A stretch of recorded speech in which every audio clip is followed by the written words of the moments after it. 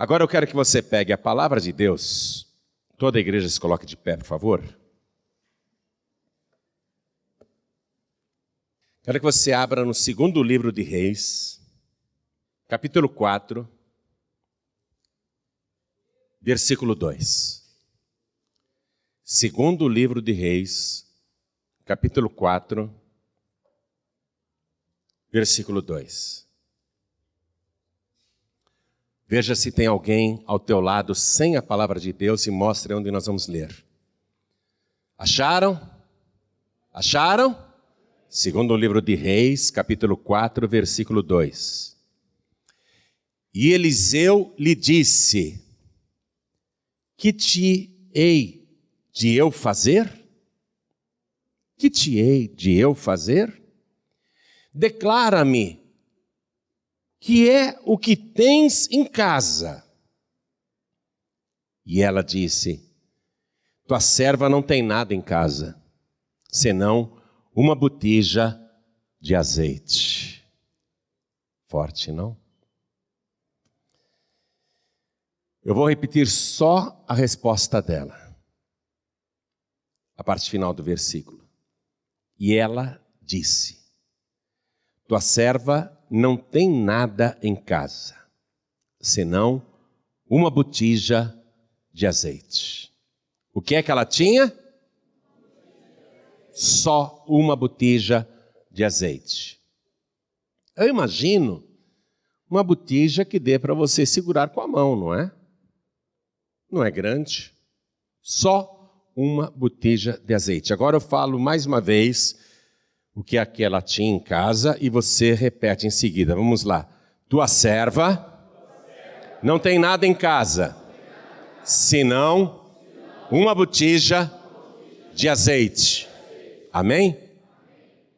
Essa mulher que só tem uma botija de azeite, preste atenção. Sem experiência no ramo, ela vai se tornar rapidamente a maior comerciante de azeite da cidade. Escutou o que eu falei? O que ela tem? Não, uma botija de azeite não. Ela diz claro, só uma botija de azeite. E ela vai se tornar a maior comerciante de azeite da cidade e uma das pessoas mais ricas do lugar. Em curtíssimo prazo. Quem acredita nisso, levante a mão. Então desocupe as mãos e dê para esta palavra a melhor salva de palmas que você já deu em toda a tua vida. E enquanto você aplaude, abra a tua boca e diga glória ao teu nome, Senhor. Não tenha vergonha não, diga glória, glória ao teu nome, Senhor.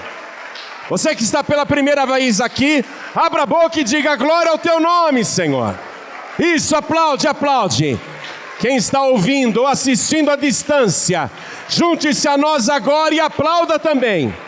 E diga glória, glória, glória ao teu nome. Continue aplaudindo e glorificando. Pai querido, vem nos contar sobre isto. Vem usar a boca do pregador, os lábios do mensageiro. Envia a tua palavra com poder e autoridade. E que a tua palavra vá e prospere naquilo para o qual está sendo enviada. Em nome do Senhor Jesus, assim seja feito. Amém. Diga amém, Jesus. Podem se assentar. Todo jovem ou estrangeiro que entrava naquela cidade ou se mudava para aquela cidade ficava muito interessado naquela viúva rica. Viúva riquíssima. Viúva riquíssima. É o sonho de todo cara que não tem nada casar com uma mulher rica, né? Assim como a moça também, entre um pobre e um rico, ela prefere o rico, é ou não é? Então é melhor ter dinheiro do que ser pobre, é ou não é? Porque você, viúva pobre, você está lascada. Vai morrer sozinha. Não vai ter ninguém para colocar xarope na tua boca. E você, viúvo pobre, você está lascado também, meu amigo. Você vai para o asilo. E não vai ter ninguém para te dar um remedinho, nada. Então é melhor você ganhar dinheiro, ou não é? Não é? É melhor ser pobre ou é melhor ser rico? Não, vamos falar sem hipocrisia. É melhor ser pobre ou é melhor ser rico?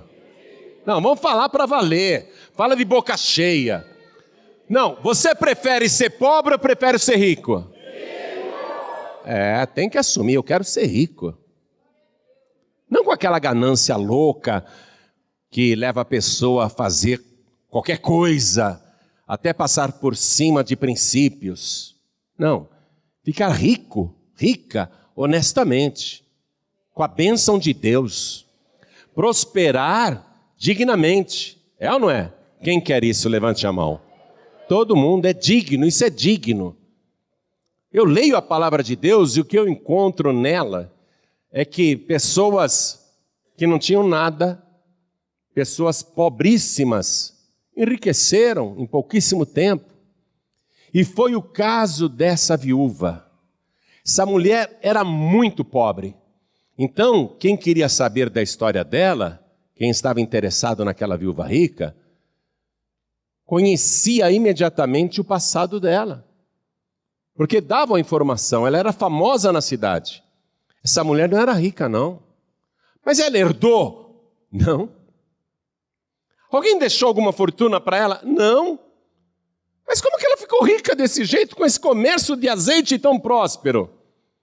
E você não sabe, essa mulher tem tanto dinheiro que ela não precisa nem trabalhar mais para o resto da vida. Nem ela e nem os filhos. Você já pensou você ter tanto dinheiro que você não precisa mais se preocupar com o dia de amanhã ou com o mês que vem, com as contas no final do mês? Já pensou você ter tanto dinheiro que você não está nem pensando em aposentadoria, porque você pode viver com o que tem sem se preocupar com o dia de amanhã?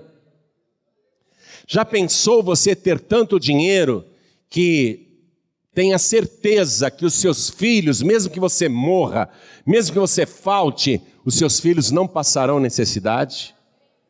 Não é maravilhoso isso? Então era o caso dessa viúva. E o pessoal dizia, não, ela não herdou nada. Não recebeu herança. Não tirou a sorte grande. Não ganhou nenhum prêmio. Essa mulher ficou rica pela fé. Como assim ficou rica pela fé? Eu vou te contar a história dela. E aí a história dela corria. Essa mulher, ela era casada com um homem de Deus. Um homem generoso. Um homem temente a Deus. Um homem que acreditava no Senhor Deus em espírito. Ele não adorava ídolos nem imagens. Ele não era idólatra. Ele era um homem fiel ao verdadeiro Deus. E esse homem fez um empréstimo muito grande.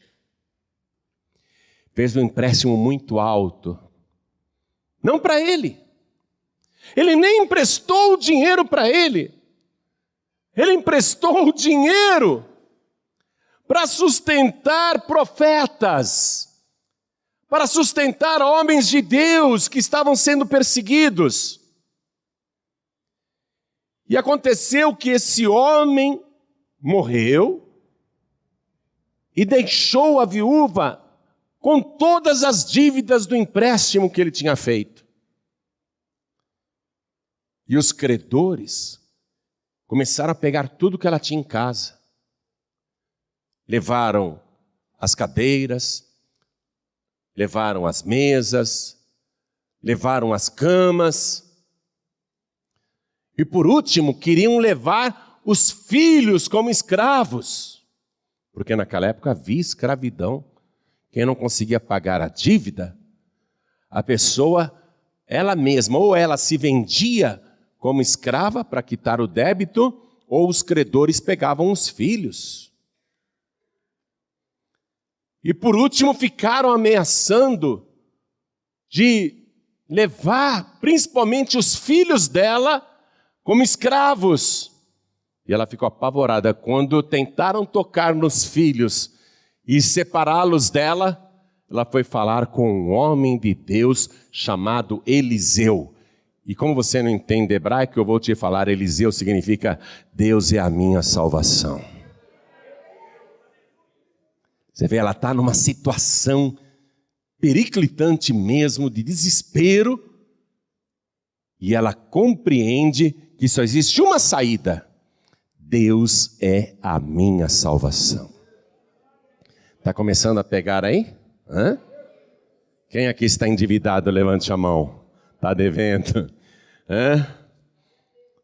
Então fala, Deus é a minha salvação. É por isso que você está aqui hoje. Todos que estão aqui têm essa mesma fé.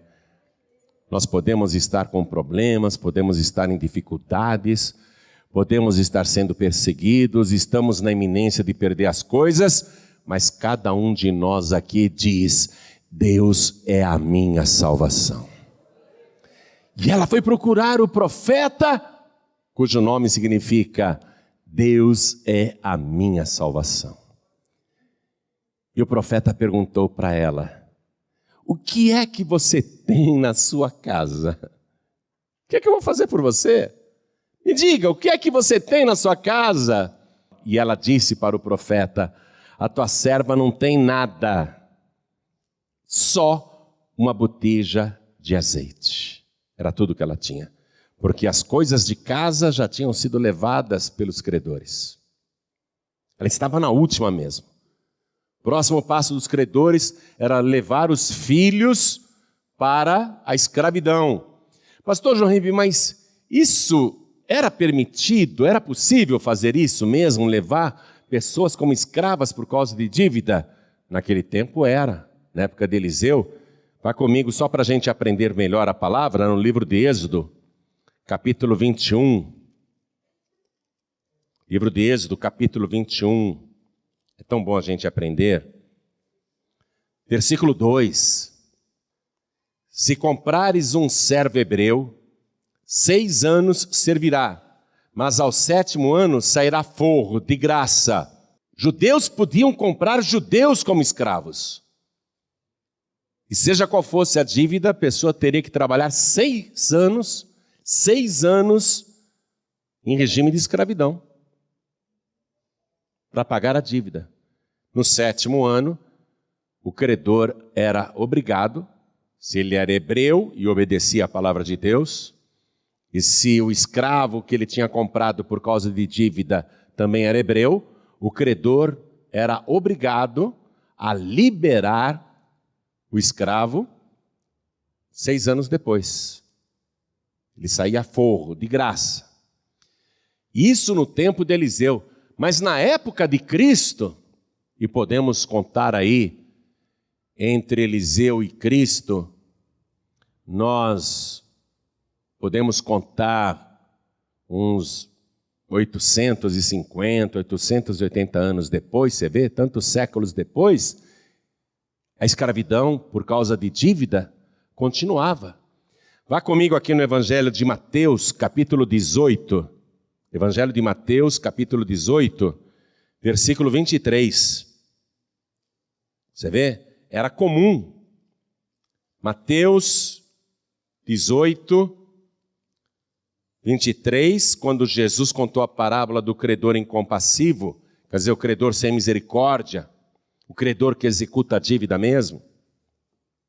Jesus contou, por isso o reino dos céus pode comparar-se a um certo rei que quis fazer contas com seus servos. E começando a fazer contas, foi-lhe apresentado um que lhe devia 10.000 talentos. E não tendo ele com que pagar, o seu senhor mandou que ele e sua mulher e seus filhos fossem vendidos com tudo quanto tinham, para que a dívida se lhe pagasse. Então, mesmo na época de Cristo, continuava valendo esta lei. Quem não paga a dívida é vendido como escravo. E hoje em dia, quem tem dívida está escravizado também. Está escravizado no quê? Nos juros altíssimos, nos empréstimos bancários, está escravizado, escravizada pelos agiotas, não é? Hoje a pessoa que tem dívidas está escravizada porque ela tem um nome sujo, não consegue comprar nem vender nada, concorda comigo? A pessoa que está com o nome sujo vai alugar uma casa, não consegue, vai alugar um apartamento, não consegue, vai alugar uma loja, um salão, não consegue, vai comprar um carro, não consegue, vai comprar uma moto, não consegue, vai pedir um empréstimo, não consegue, porque está escravizada na dívida. A pessoa está presa, amém? Então escute você que está escravizado, escravizada por causa de dívidas, escute. Acompanhe a história dessa mulher.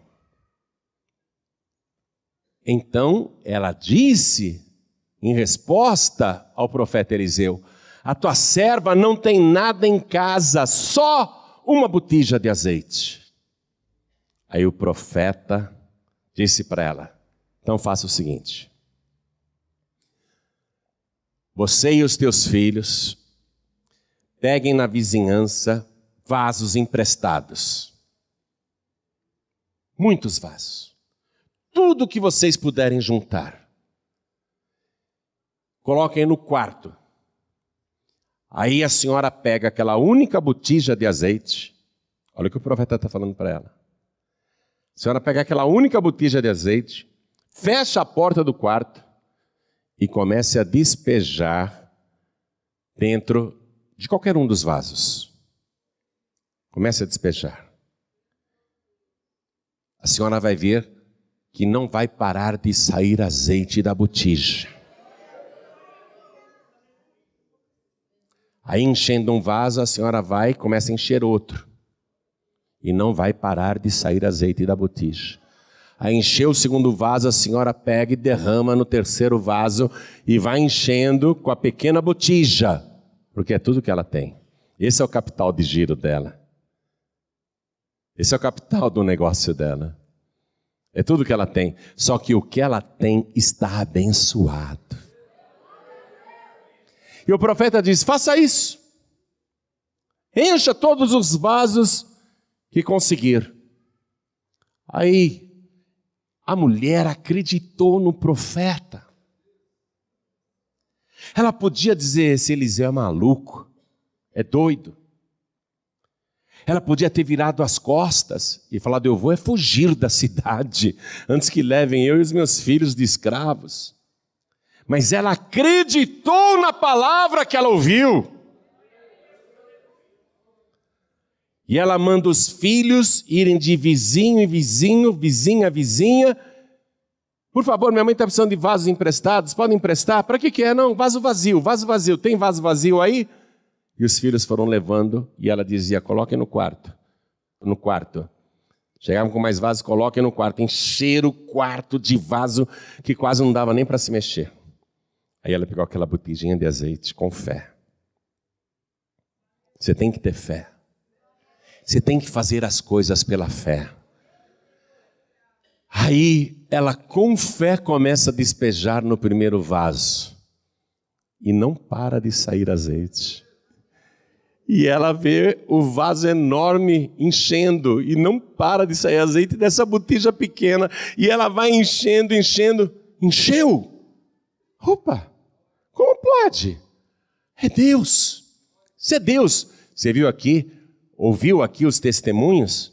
As pessoas dizendo: não tem explicação, é Deus. Aí ela vai para o segundo vaso e começa a despejar. E vai derramando e não para de sair azeite. Ela está maravilhada. Se coloque no lugar dessa mulher. Ela derramando o azeite. Imagine ela dando risada sozinha.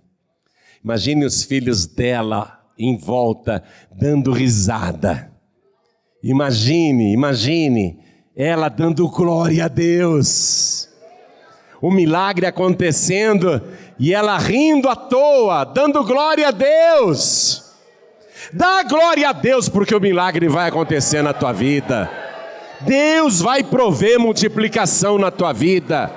Ainda que você não tenha nada, ainda que você tenha o mínimo, Deus vai multiplicar e você vai aprender como.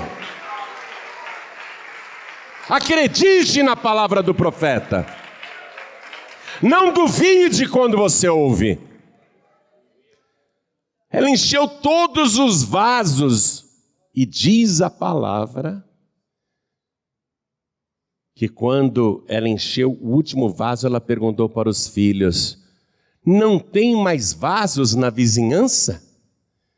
E os filhos disseram: não, mãe, acabaram-se todos os vasos. Aí a botija parou de dar azeite. Ela falou: eu preciso contar isso para o profeta. Eu tenho que correr lá e contar isso para o homem de Deus.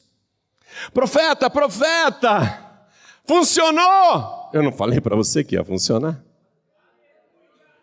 Funcionou, profeta! Aí o que o profeta diz para ela? Vamos ler na palavra? Estou no segundo livro de Reis, capítulo 4, versículo 7. Então veio ela e o fez saber ao homem de Deus e disse ele: vai, vende o azeite e paga a tua dívida, e tu e teus filhos vivei do resto. Vamos aplaudir ao nome do nosso Deus. Esse Deus que é a nossa salvação, é o mesmo ontem, hoje e eternamente. Ele está vivo e opera milagres. E a melhor de todas as notícias, Ele está presente aqui, presente no nosso meio.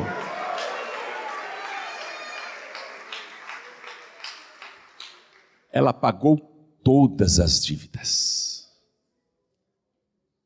E o resto, não era um restinho não, era um restão. Muito mais do que aquilo que ela devia. Ela e os filhos puderam viver do resto. Agora, vem cá, além da fé dessa mulher e da fé do homem de Deus, eu quero saber, por que foi que Deus entrou no quarto daquela mulher e fez aquela pequena botija despejar azeite sem parar, e só parou de multiplicar quando não tinha mais recipiente para encher. Por que Deus fez isso por ela? Apesar da fé, apesar da ordem do homem de Deus, Deus podia falar: eu não tenho nada com isso. Deus podia falar: ela que se vire. Por que Deus se envolveu naquele problema a ponto de dar uma solução totalmente sobrenatural e inacreditável, que só dá para acreditar porque ela se tornou a maior comerciante de azeite da cidade, vendeu todo o azeite e pagou as dívidas, se livrou dos problemas. E os seus filhos não foram vendidos como escravos e ainda viveram do resto. Por que Deus fez aquilo? Eu tenho aqui na minha mão um livro muito famoso. Esse livro chama-se A História dos Hebreus. Alguém aqui deve ter esse livro em casa. Quem tem esse livro, A História dos Hebreus? Alguém tem? Só um? Dois? Gente, vocês estão perdendo muita coisa por não conhecer a palavra de Deus. Flávio Josefo, na verdade, ele era judeu e ele se torna cidadão romano e escreve a história dos hebreus. É um historiador referência. Isso, naquela época da revolta de Jerusalém, no ano 70 da era cristã, no primeiro século, ele escreve tudo, sobre tudo. E ele conta neste livro esse milagre. E ele nos dá uma informação histórica preciosíssima E não há motivo para duvidar, porque esse documento que nós temos nas mãos, este livro, a História dos Hebreus, ele tem praticamente 2000 anos de idade, é muito antigo. Você pode encontrá-lo nas livrarias. E aqui no capítulo 2 deste livro, no item 378, que Joséfo comenta o segundo livro de Reis, capítulo 4, escute o que ele escreveu. Escute. A viúva de Obadias, mordomo do rei Acabe, veio dizer ao profeta que, não tendo meios de restituir o dinheiro que seu marido havia emprestado para alimentar os 100 profetas que, como Eliseu devia saber, ele salvara da perseguição de Jezabel, os credores queriam tomá-la como escrava e também aos seus filhos. E por causa dessa dificuldade em que se encontrava, recorria a ele para rogar que tivesse piedade dela. Então Flávio Joséfo está dizendo que esta mulher era viúva de Obadias. No livro sagrado que eu acabei de ler para você, a Bíblia, agora estou falando do Antigo Testamento, aqui diz apenas no início do capítulo 4, e uma mulher das mulheres dos filhos dos profetas clamou a Eliseu dizendo, meu marido, teu servo, morreu, e tu sabes que o teu servo temia ao Senhor, e veio o credor a levar-me os meus 2 filhos para serem servos.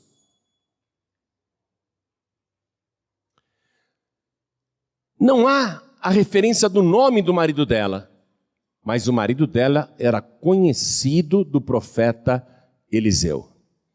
Porque ela disse para ele, o meu marido, tu sabes, era temente a Deus. Havia um testemunho do defunto. Testemunho de que durante a sua vida ele foi temente a Deus e foi fiel ao Senhor. Flávio Joséfo então vem e nos diz que o nome dele era Obadias. Tudo bem, eu estou lendo uma fonte extra-bíblica, que é a história dos Hebreus. Mas eu vou aqui na Bíblia, então, eu vou na Bíblia para ver quem era esse Obadias. Então vá comigo no primeiro livro de Reis, capítulo 18.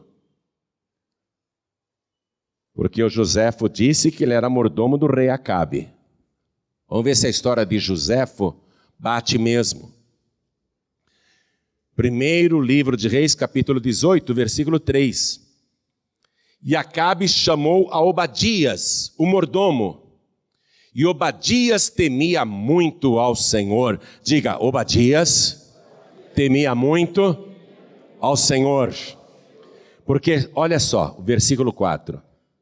Porque sucedeu que, destruindo Jezabel os profetas do Senhor, Obadias tomou 100 profetas e de 50 em 50 os escondeu numa cova e os sustentou com pão e água. Flávio Joséfo está nos contando então que esse Obadias que salvou 100 homens de Deus, 100 profetas de Deus, porque a Jezabel matava todos os profetas que não eram de Baal. Todo profeta que pregava fé no Deus invisível, a Jezabel matava. E Obadias era mordomo do rei Acabe, como diz o livro de Reis e como conta também Flávio Joséfo. E Obadias, colocando o pescoço dele em risco, por amor à obra de Deus, por temor ao Senhor, com risco de vida, olha o que ele fez. Pegou 100 profetas que estavam em perigo de morte, separou de 50 em 50, escondeu em cavernas, e ele, pessoalmente, sozinho, numa missão secreta. Ninguém podia saber que ele fazia isso, porque senão ele seria preso e morto. E os profetas que ele estava escondendo e protegendo e alimentando seriam assassinados por Jezabel. Então ele, em segredo total, falou, eu vou alimentar esses 100 homens de Deus. Mas eu sou apenas um mordomo. Fala para mim quanto é que ganha um mordomo. Hein? Quanto ganha um mordomo, principalmente naquela época? Você acha que ele ganhava para alimentar 100 pessoas, além da mulher e os filhos que ele tinha, ele não ganhava para isso. O que foi que Obadias fez, segundo Flávio Joséfo nos conta? Ele emprestou. Ele emprestou. Para que você precisa do dinheiro? Uns negócios aí que eu estou fazendo. Eu preciso para um negócio muito importante. Como ele era um homem temente a Deus, a palavra dele era digna de fé, era um homem honesto, decente, nunca deu golpe em ninguém. Ele teve crédito para conseguir um empréstimo vultoso. Só que aconteceu este imprevisto. Ele morreu. Amém? Ele morreu. E foi aí que a viúva teve a vida complicada também, porque sobraram as dívidas. E os credores queriam executar a dívida dentro da lei permitida na época, porque a própria Bíblia, a lei de Moisés, a Torá, permitia que dívida não paga fosse saldada com a venda de pessoas da família. Os credores estavam no seu direito. É como você ter um contrato de locação e você não paga o aluguel, o proprietário do imóvel, amparado pela lei do inquilinato e amparado pelo contrato, ele tem o direito de te despejar, te executar e cobrar a dívida. Está dentro da lei. Então, aquela viúva ia ser executada dentro da lei de Moisés. Os filhos seriam vendidos como escravos dentro da lei de Moisés. Veja, a lei vigente naquela época e que prevaleceu até a época de Cristo. E ela chega naquele desespero para o homem de Deus. O que significa, Eliseu? Deus é a minha salvação. E ela faz esse clamor. E é esse o ponto do milagre, meus amados. No que pese a fé da mulher ter ajudado, no que pese a palavra do profeta ter sido enviada, e a palavra nunca volta vazia, a palavra sempre prospera, se a pessoa crer, vai acontecer. No que pese tudo isso, havia da parte de Deus uma dívida espiritual e uma dívida moral com Obadias, que não obstante ter morrido, morreu salvo.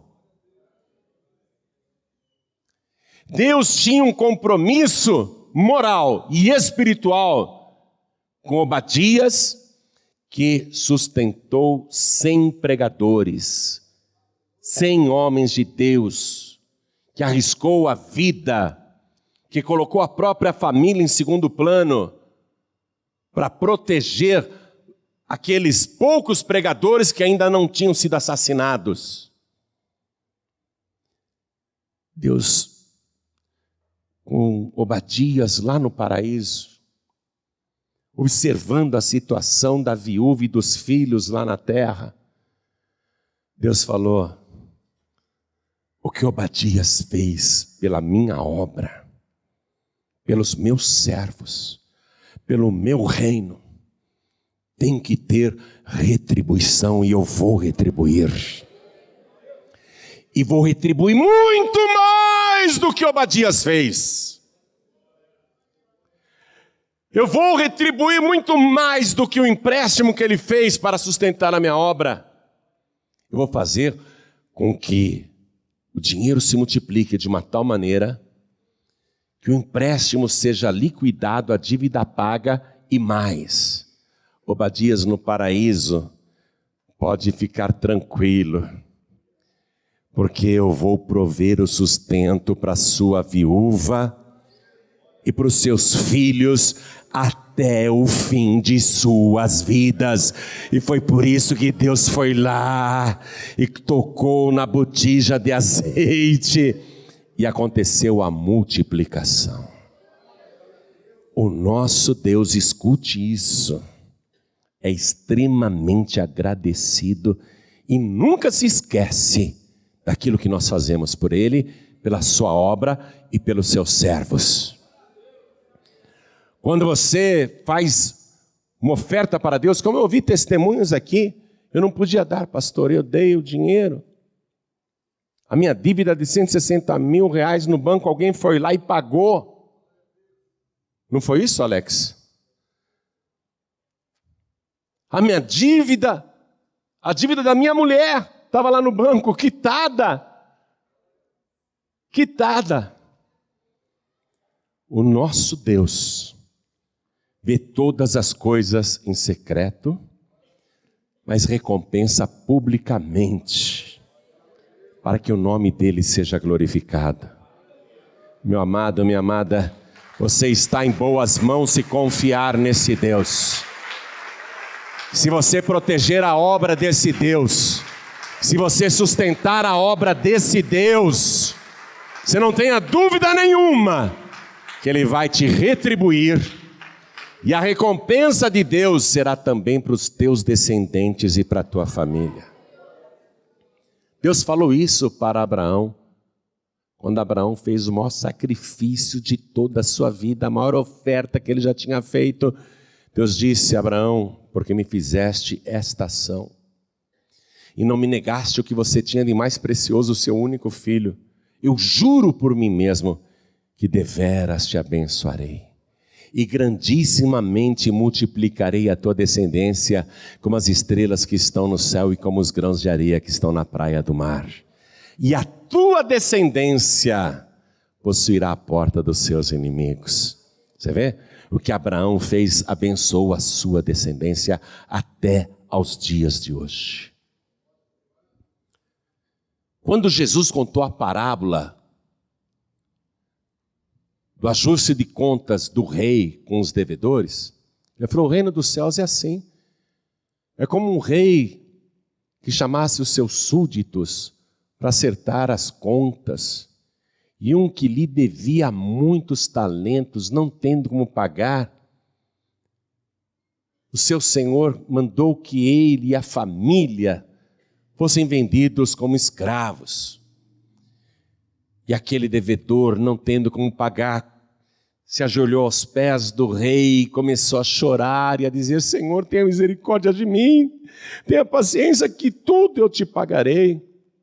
E Jesus contou que o rei, que era misericordioso, compadecido, comovido com o choro daquele devedor, resolveu perdoar a dívida dele, porque ele não tinha como pagar. Mas aquele devedor, assim que saiu da presença do rei e foi para a rua, encontrou um outro que lhe devia pouco dinheiro.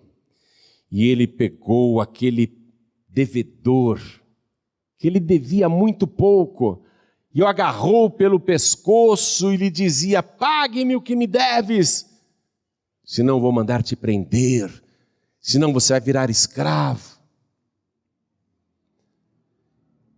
E as pessoas que viram aquilo foram contar para o rei. Sabe aquele lá que o senhor perdoou aquela grande dívida? Ele encontrou um homem que lhe devia pouco dinheiro e ele está exigindo e está querendo lançar o coitado na cadeia, está querendo fazer com que ele seja escravizado. Aí o rei mandou chamar aquele devedor que tinha sido perdoado. E quando ele chegou na presença do rei, o rei lhe disse: ô servo malvado, eu não perdoei o que você me devia porque você me suplicou. Você disse que não tinha como pagar, eu não te perdoei. Você não devia ter feito a mesma coisa com aquele outro que ele devia? Aí o rei indignado mandou que ele fosse preso. Jesus disse que o reino dos céus é assim. Olha, você pode estar devendo para bancos, e isso tem tirado o seu sono. Você pode estar devendo para agiotas e nem dorme, ainda sofre ameaças, porque esse pessoal é da pesada mesmo.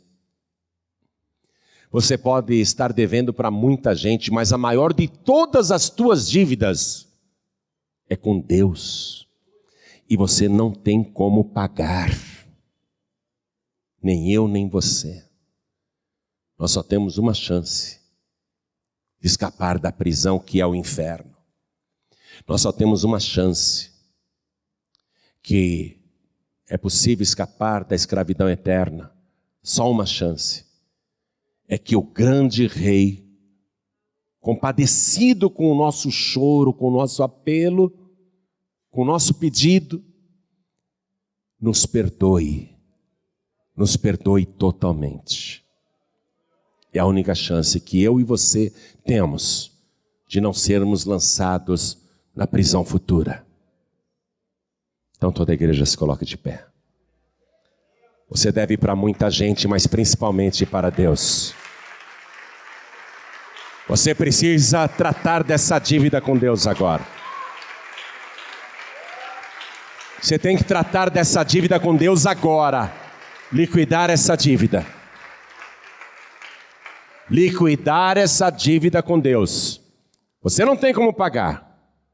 A palavra de Deus diz que o resgate de uma alma é tão caro, que ainda que o homem devedor tivesse todo o ouro e toda a prata do mundo, ele não conseguiria resgatar a sua própria alma. A nossa dívida é impagável. É impossível você pagar a tua dívida com Deus. Só tem um jeito. Você se colocar de joelhos aos pés dele e dizer: Senhor, tem misericórdia de mim, que eu sou um devedor, eu não tenho como pagar. Me perdoe. Você comover o grande Rei e ele dizer: tudo bem, eu perdoo tua dívida, porque você me suplicou. Amém? Não adianta você querer perdão da dívida bancária, perdão da dívida dos agiotas, perdão da dívida com a parentela, com os amigos que te arrumaram dinheiro. Você tem que conquistar primeiro o perdão da tua dívida com Deus, para que Ele te solte. Amém? Para que você seja livre de verdade.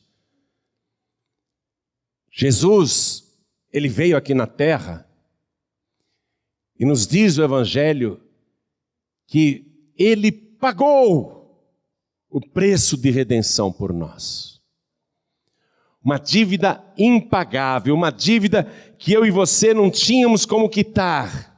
Está lá escrito na carta de Paulo para Timóteo. Nós não tínhamos como pagar esta dívida.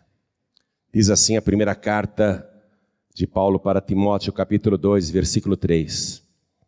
Porque isto é bom e agradável diante de Deus, nosso Salvador, que quer que todos os homens, todas as pessoas se salvem e venham ao conhecimento da verdade. Porque há um só Deus e um só mediador entre Deus e os homens, Jesus Cristo, homem, o qual se deu a si mesmo em preço de redenção por todos. Quer pagar tua dívida com Deus? Só através de Jesus. Quando eu digo para você receber Jesus como único, suficiente, exclusivo, eterno Salvador, eu não estou com retórica nem com papo furado de religião. Eu estou falando de salvação. É o único meio da sua dívida ser quitada, é você crer que Jesus Cristo pagou na cruz do Calvário a sua dívida, que você era o devedor, que você devia morrer por causa dessa dívida, que você devia ir para o inferno por causa dessa dívida, mas Jesus Cristo morreu no teu lugar, pagando a tua dívida, sofreu o castigo, e digo mais, Jesus foi ao inferno no teu lugar. Ele foi para o inferno porque ele estava coberto com os teus pecados, com as tuas dívidas. Ele largou lá no inferno todos os teus pecados e tomou das mãos de Satanás as chaves da morte e do inferno e ressuscitou glorioso e está presente aqui no nosso meio, vivo pelos séculos dos séculos, pronto para perdoar a tua dívida. Se você crer, se você crer, você vai sair daqui hoje com a tua dívida com Deus totalmente quitada. O que você tem que fazer é dizer, Senhor, eu te suplico, perdoa os meus pecados, porque eu não tenho como pagá-los. Perdoa as minhas dívidas, porque eu não tenho como quitá-las. Perdoa, Senhor, perdoa, eu te suplico, me perdoa, eu não tenho como te pagar. Se você erguer a tua mão e falar, eu aceito o pagamento que o Senhor Jesus fez por mim na cruz do Calvário, eu aceito, eu recebo Jesus agora como meu único, suficiente, exclusivo e eterno Salvador. Se você fizer isso, o teu nome vai ser escrito no livro da vida do Cordeiro e vai estar ao lado do teu nome, assinado com o sangue de Jesus e com a letra dele, dívida perdoada. Então eu pergunto, quem aqui que deve para Deus? E deixe-me dizer uma coisa, não precisa ser aquele devedor que está atolado até o pescoço, porque um só pecado te torna réu do fogo do inferno. Jesus disse, se alguém se irar contra o seu irmão sem causa, só se irou, não matou ninguém não, só se irou contra seu irmão sem causa, já é réu do fogo do inferno. Olha a dívida. Então não precisa ser um grande devedor. O cara era bandidão. O cara era um drogado. O cara era um grande traficante. O cara era um grande assaltante, um grande criminoso. Não. O pequeno pecador que só se irou contra o seu irmão sem causa, já é réu do fogo do inferno. Então você tem que quitar essa dívida. Você tem que voltar para sua casa hoje, pelo menos com essa dívida com Deus quitada. A dívida do banco, Deus vai dar um jeito. A dívida do agiota, Deus vai dar um jeito. Mas a dívida sua com Ele, só você pode dar um jeito agora. É suplicar, Senhor, me perdoa. Eu quero entregar minha vida para Jesus. Quem quer, ergue a mão direita bem alto. Eu quero suplicar pelo perdão dos meus pecados. Quem quer, ergue a mão direita bem alto. Quem quer receber Jesus como único Salvador, ergue a mão direita assim bem alto. Todos que ergueram as mãos, vem para cá. E vamos aplaudir ao Senhor Jesus por cada um que está chegando, porque a sua dívida com Deus vai ser perdoada, vai ser quitada agora. Vamos aplaudir muito, igreja. Vamos aplaudir muito, igreja. Suplica para Ele. Senhor, eu devo tanto, eu sou tão devedor. Eu sou tão devedor como o pior dos devedores. E Ele vai te perdoar. Vamos aplaudir mais ao nome de Jesus. Está chegando mais devedores. Oh glória, vamos aplaudir. Está chegando mais devedores que vão quitar a dívida hoje. Hoje não, agora. Eu quero chamar você que está agora recebendo do Senhor uma reprimenda, porque Ele te perdoou, porque você não podia pagar a dívida. Só que você encontrou lá fora pessoas que te devem. Eu não estou falando de dinheiro. Você encontrou lá fora pessoas que te devem porque pecaram contra você. E você pegou ódio, raiva. E você não quer perdoar aqueles teus devedores. É com você agora. Você vai ter que perdoar, porque senão você volta para a prisão. Senão o grande rei anula o teu perdão. Você tem que vir aqui na frente, se ajoelhar como eu estou ajoelhado. E eu sei que é difícil perdoar pessoas que mentem a teu respeito. É difícil perdoar pessoas que te caluniam, que te difamam. Eu sei que é difícil perdoar, eu sei o quanto é difícil perdoar. Mas nós vamos fazer um esforço.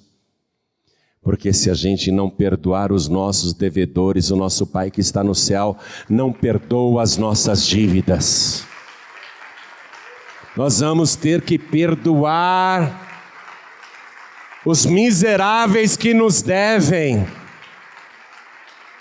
Porque são isso mesmo, miseráveis. Você vai vir para frente para perdoá-los. Vamos aplaudir mais ao nome de Jesus. Se você tem, escute, você que está aí no auditório ainda.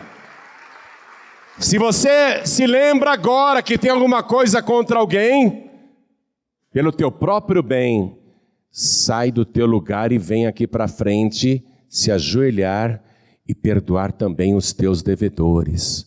Ou você não se lembra mais da oração do Pai Nosso? Pai, perdoe as nossas dívidas, assim como nós perdoamos aos nossos devedores. Não faça isso escondido, não. Vem aqui na frente, diante de Deus, para dizer: eu perdoo agora aquela pessoa que me causou tantos males, que me fez tão mal, aquela pessoa por quem eu nutro ódio, raiva. Meu Deus, é difícil para mim, mas eu estou vindo aqui para frente para perdoar aquela pessoa. Então vem. É difícil para mim também. Nem eu nem você somos Jesus Cristo. Mas se a gente é cristão, a gente tem que ficar parecido com Cristo, concorda comigo? É difícil para a gente perdoar pessoas que nos fizeram tanto mal, mas porque o Senhor exige que a gente perdoe, vamos perdoar, porque assim também seremos perdoados. Se tem mais alguém que quer vir para frente, venha. E quero falar com você que está assistindo esta mensagem pela TV, ou pelo YouTube, ou pelo Facebook. Você que está ouvindo esta mensagem pelo rádio, está tudo claro agora, não está? Vamos quitar a dívida com Deus. E vamos perdoar os nossos devedores. Se ajoelhe ao lado do teu televisor, se ajoelhe ao lado do teu rádio, se ajoelhe ao lado do teu computador. E você que está em trânsito, ou está num lugar que não tem como se ajoelhar, mas quer entregar a vida para Jesus, quer pedir perdão dos seus pecados e quer perdoar os seus devedores, então faça um sinal para Deus e coloque a mão direita sobre o teu coração. Você que está em trânsito, dirigindo, ou que está aí dentro de um veículo público, um ônibus, um trem, um comboio, um metrô, uma lotação, uma van, quer receber Jesus? Quer pedir o perdão? Quer também perdoar? Coloque a mão direita sobre o teu coração. E todos que vieram aqui para frente, coloquem a mão direita sobre o coração. A igreja continue de pé. E você que está de joelhos aqui comigo, ore assim comigo: meu Deus e meu Pai. E quem está à distância, ore também: meu Deus e meu Pai.